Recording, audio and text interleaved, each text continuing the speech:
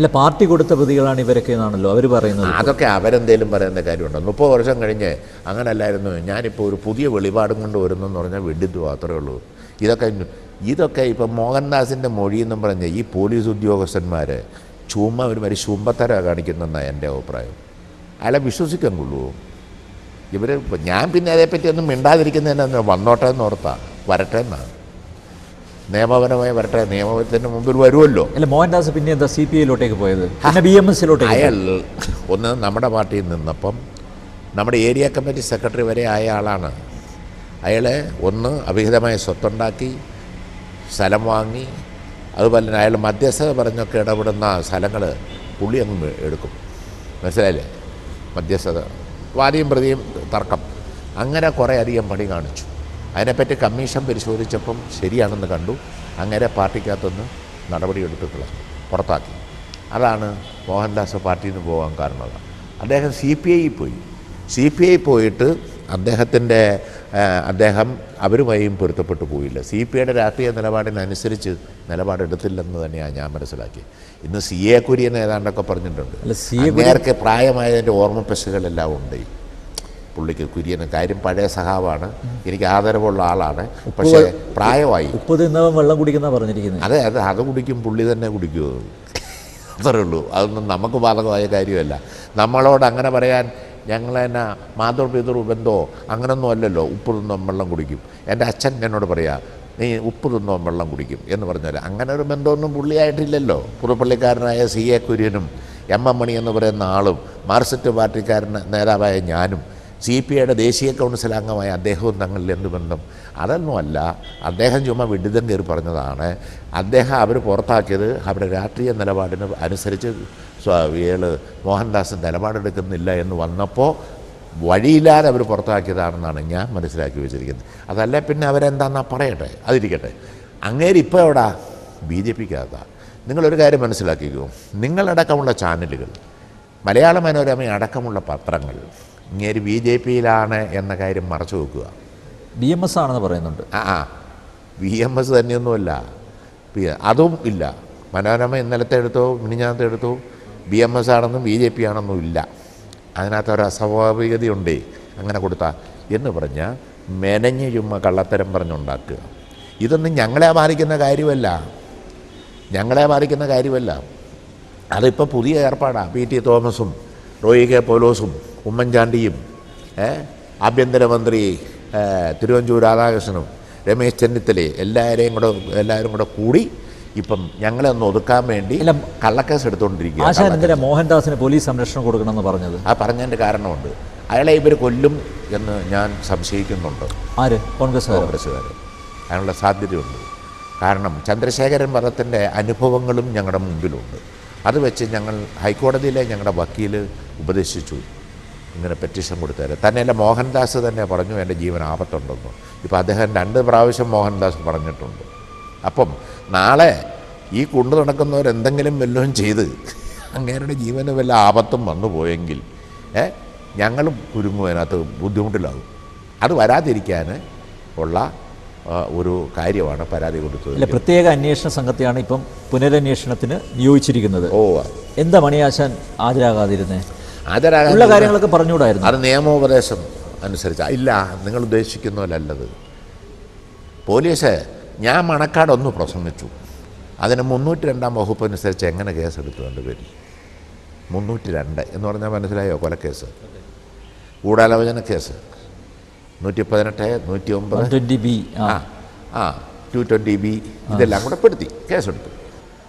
എന്നിട്ട് അത് കഴിഞ്ഞപ്പം അത് വേണ്ടത്ര നിൽക്കുമെന്ന് അവർക്ക് തന്നെ ഒരു സംശയം വന്നപ്പം രായക്കാട് സ്റ്റേഷനിൽ എന്നെയും ജയചന്ദ്രൻ അടക്കമുള്ള എൻ്റെ സഹപ്രവർത്തകരെയും പെടുത്തിക്കൊണ്ട് അവിടെ ഒരു കേസ്, അതും 302. അങ്ങനെ 302 വകുപ്പനുസരിച്ചുള്ളൊരു കേസിൽ ഇന്ന കേസുണ്ട്, 302 ഇന്ന ക്രൈം കേസിനെ പറ്റി തെളിവെടുക്കാനാണ്, ഇന്ന വകുപ്പനുസരിച്ച് നിങ്ങളുടെ പേര് കേസെടുത്തിട്ടുണ്ട്, അത് സംബന്ധിച്ച് മൊഴി നൽകാൻ വരണമെന്ന് പറഞ്ഞാൽ മനസ്സിലാകും. ഇതല്ല, സാക്ഷിയായിട്ട് നിങ്ങളുടെ കാര്യം ചോദിച്ച് മനസ്സിലാക്കാനൊന്നും പറഞ്ഞ് വിളിച്ചാൽ അവിടെ ചെന്നാൽ 302 വകുപ്പിലെ കേസിലെ പ്രതി ഹാജരായാൽ അയാളെ വിടാൻ നിലവിൽ നിയമങ്ങൾ എന്ത് നിയമമുള്ള എല്ലാം എന്തിനാ മണിയാശാൻ അറസ്റ്റിനെ ഭയക്കുന്നത്? അല്ല, ഭയക്കെടുന്നല്ല, അത് വക്കീൽ പറഞ്ഞു ഹാജരാകണ്ടെന്ന് പറഞ്ഞു. വക്കീലല്ലേ കത്ത് തയ്യാറാക്കി തന്നതും കൊടുത്തത്. വലിയ നിയമപ്രശ്നമുണ്ട് ഇതിനകത്ത്. അതുകൊണ്ടാണ് നിയമപരമായി ഫൈറ്റ് അത് ഇവിടെ കൊണ്ട് തീരുമെന്ന് സംശയമുണ്ട്. അല്ല, ഇടയ്ക്ക് ഒളിവിൽ പോയി എല്ലാവരും വാർത്ത കൊടുത്തു. അതെന്നാണെന്നറിയോ, ആ പിന്നെ എന്തോന്ന് പിന്നെ അല്ല, താങ്കളുടെ നേതാവ് VS അച്യുതാനന്ദനും പറഞ്ഞു ഈ ഒളിവിൽ പോകുന്നവർ അങ്ങേര് പറയുന്നതിനൊക്കെ എനിക്ക് ഉത്തരവാദിത്വമൊന്നുമില്ല. അങ്ങേര് പറയുന്നതിന് അങ്ങേർക്ക് പോലും ഉത്തരവാദിത്വമില്ല. അതുകൊണ്ട് അങ്ങേര് പറഞ്ഞത് ഒരു കാലത്ത് സ്വന്തമായിരുന്നല്ലോ, ഒരു കാലത്ത് സ്വന്തമായിരുന്നു. എനിക്കൊരു സ്വന്തവും ഇല്ല, അന്നും ഇല്ല ഇന്നും ഇല്ല. അങ്ങേര് ഞങ്ങളുടെ പാർട്ടിയുടെ കേന്ദ്ര കമ്മിറ്റി മണി എന്ന് പറഞ്ഞാൽ VS അച്യുതാനന്ദൻ പുള്ളിക്ക് ഇങ്ങനെ ഒഴുകും, പുള്ളിക്ക് അങ്ങനെ പലതും ഒഴുകാറുണ്ട്. എനിക്കതങ്ങനെ ഇല്ല. എനിക്ക് VS അച്യുതാനന്ദനെ ഇപ്പോഴും ഞങ്ങളുടെ പാർട്ടിയുടെ നേതാവായി ഞാൻ കാണുന്നു. അന്നും കണ്ടിരുന്നു. അന്ന് PB മെമ്പറാണ്. അന്നും പിണറായി വിജയന് പാർട്ടിയുടെ സംസ്ഥാന സെക്രട്ടറിയാണ്. അതിനു മുമ്പ് സഖാവ് നായനാർ സംസ്ഥാന സെക്രട്ടറിയാണ്. മനസ്സിലായില്ലേ? അതാണ്. അതുകൊണ്ട് ഒരു അഭിപ്രായ വ്യത്യാസം വന്നു. അല്ല, ചെറുതൊന്നുമല്ല, വലിയ അഭിപ്രായ വ്യത്യാസമാണ്. കാരണം മൂന്നാർ പ്രശ്നം,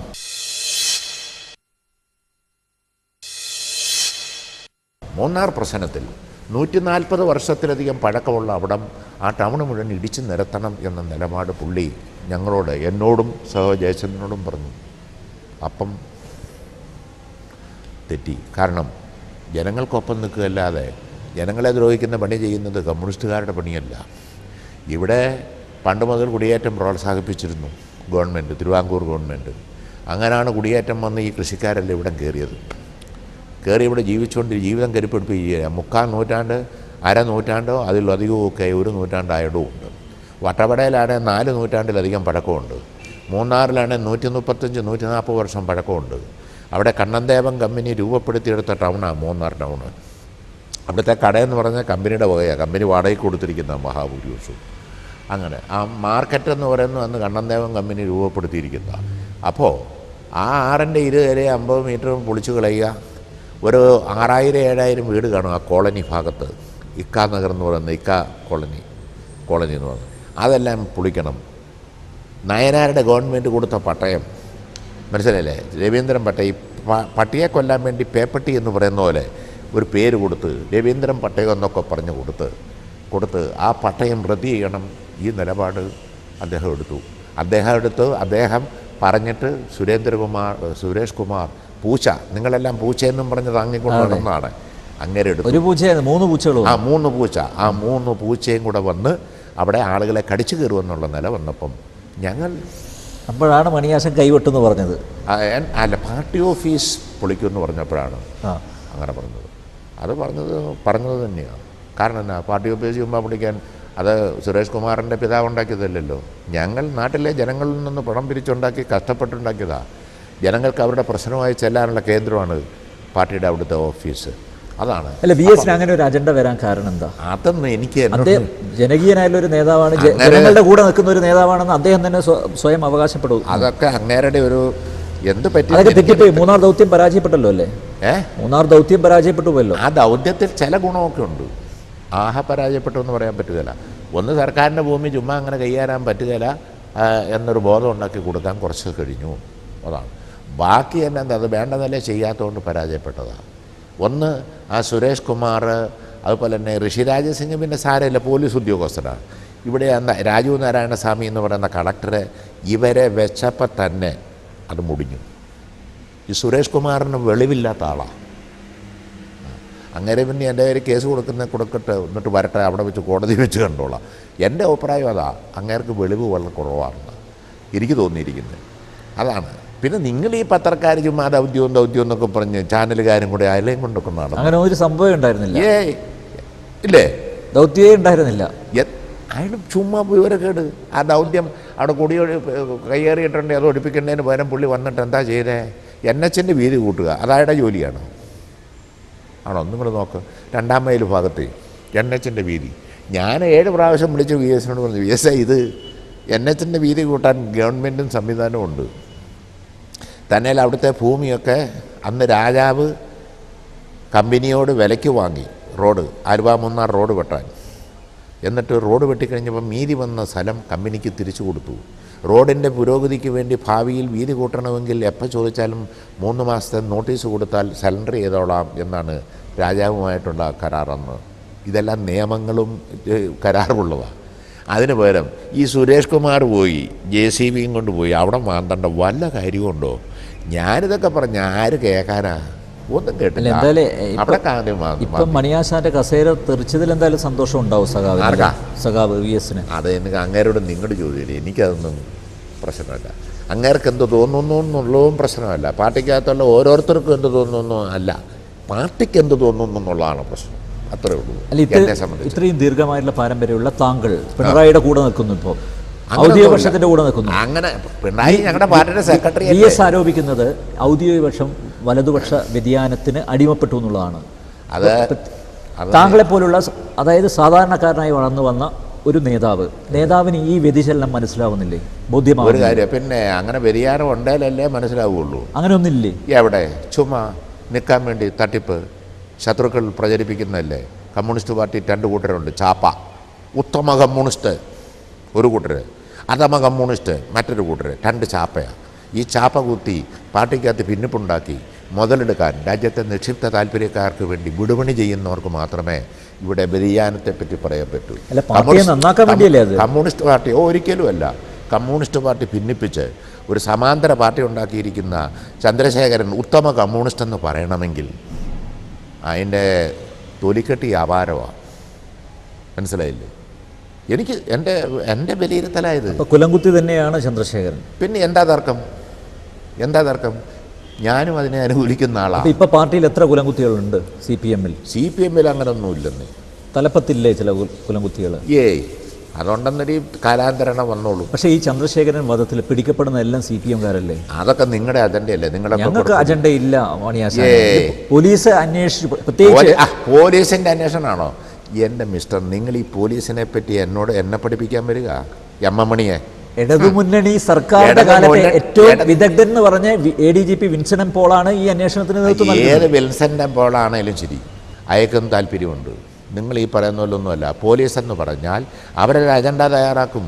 നിങ്ങൾക്കറിയോ, ഞാൻ ഈ രാഷ്ട്രീയ പ്രവർത്തനത്തിനിടയിൽ എത്ര കേസിൽ പ്രതിയായിട്ടുണ്ടെന്നറിയോ? ഞാൻ അറിയുക പോലും ഇല്ലാത്ത കേസ് നിരവധി, ഒരു 50 കേസിലേലും ഈ സമരങ്ങളുമായി ബന്ധപ്പെട്ട് എന്നെ പ്രതിയാക്കിയിട്ടുണ്ട്. ഞാൻ സ്ഥലത്ത് പോലും ഇല്ലാതെ. അതൊക്കെ എനിക്കറിയാം. പോലീസ് അങ്ങനെ കൈകാര്യം ചെയ്യുന്നു. അത് രാഷ്ട്രീയ പ്രവർത്തകരായ ഞങ്ങൾക്ക് മനസ്സിലാകുന്ന പോലെ ചാനലുകാർക്ക് പിടികിട്ടുകയില്ല. ചന്ദ്രശേഖരനോട് CPM-നല്ലാതെ ആർക്കാ വിരോധം? പിന്നെ ചന്ദ്രശേഖരൻ ഏതെങ്കിലും തീവ്രവാദ പാർട്ടികൾക്കുണ്ടോ? അല്ലെ PC ജോർജിനുണ്ടോ? അതുണ്ടോ ഇല്ലയോ എന്ന് അറിയണമെന്നൊരു അങ്ങരുടെ പ്രവർത്തനമൊക്കെ ആയി ബന്ധപ്പെട്ട് എന്താണ് PC ജോർജിനുണ്ടോ എന്ന് ഒരു കാര്യം, ഒറ്റ ചോദ്യമാണ്. ഒന്ന്, ചന്ദ്രശേഖരൻ മതം കൊണ്ട് നേട്ടമുണ്ടായത് ആർക്ക്? അത് UDF-നും ഉമ്മൻചാണ്ടിക്കുമാണ്. പിന്നെ ആർക്കെങ്കിലും ഉണ്ടോ എന്നുള്ളത് ഇനി വ്യക്തമാകേണ്ടതുണ്ട്. അത് പിന്നീട് വ്യക്തമാകും. ദോഷം കേക്ക്, ചന്ദ്രശേഖരൻ മതം കൊണ്ട് ദോഷമുണ്ടായത് ആർക്ക്? കമ്മ്യൂണിസ്റ്റ് മാർക്സിസ്റ്റ് പാർട്ടിക്ക്, രമയ്ക്ക്, ആ കുട്ടിക്ക്, ചന്ദ്രശേഖരൻ്റെ കുട്ടിക്ക്. ചന്ദ്രശേഖരൻ്റെ ചെറിയ പാർട്ടിയുണ്ട്, RMP. അവർക്കും ദോഷം വന്നിട്ടുണ്ടല്ലോ. ഇങ്ങനെ സേവനം പോയില്ലേ? ഇത്രയും നഷ്ടം കാരണം ഞങ്ങളെ ചുമ്മാ ശത്രുക്കളെല്ലാം കൂടി തേജോവധം ചെയ്യുകയാണ്.